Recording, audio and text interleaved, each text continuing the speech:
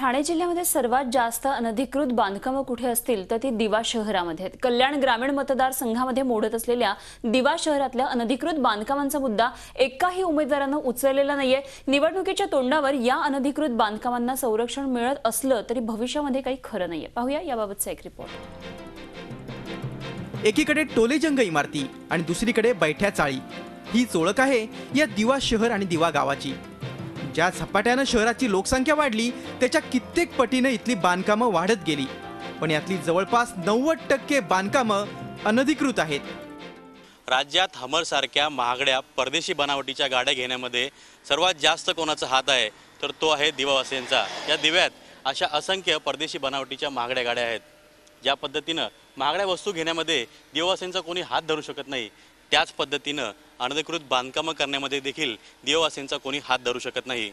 अत्याधुनिक वस्तू घेण्याकरता दिवावासीय जेवढा जीव लावतात तेवढा जीव या भागातील अनधिकृत बांधकामं थांबवण्याकरता लावला तर इथल्या नागरिकांना त्यांचा मूलभूत हक्क आणि मूलभूत सुविधा नक्कीच मिळतील। दिवा शहर आणि गाव कल्याण ग्रामीण मतदारसंघात येतात। मनसेचे रमेश पाटील या मतदारसंघाचे आमदार आहेत, तर शिवसेना, काँग्रेस आणि राष्ट्रवादी या भागातील प्रमुख पक्ष आहेत। पण एकाही पक्षानं किंवा उमेदवारानं या अनधिकृत बांधकामांचा मुद्दा गांभीर्यानं घेतलेला नाही। अर्थात हे सगळं सुरू आहे मतांच्या राजकारणासाठी। शिवसेनेचे उमेदवार सुभाष भोईर यांनी दिवावासियांना क्लस्टर डेव्हलपमेंटचं गाजर दाखवलंय, तर मनसेचे उमेदवार आणि आमदार रमेश पाटील यांनी CRZला चुकीचं ठरवलंय। सरकारनेच क्लस्टरचा प्रश्न समोर आणल्यामुळे ते क्लस्टरमध्ये येऊ शकतात, त्यामुळे पाडण्याचा प्रश्न येतो कुठं। दिवा स्टेशन ते सुधारू शकलेलं आहे, मध्य रेल्वेसारखं आहे, तर तिथं मूलभूत सुविधा आहे, शासन तरी काय देणार?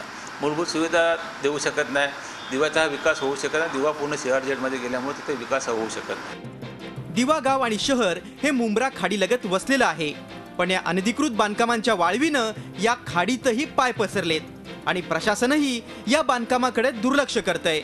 ही बांधकामं अशीच सुरू राहिली तर या शहराची ओळखच नष्ट होण्याची भीती आहे। Ajit Mandhare, Zee media, Mumbai. Zee 24 तास रहा एक पाऊल पुढे।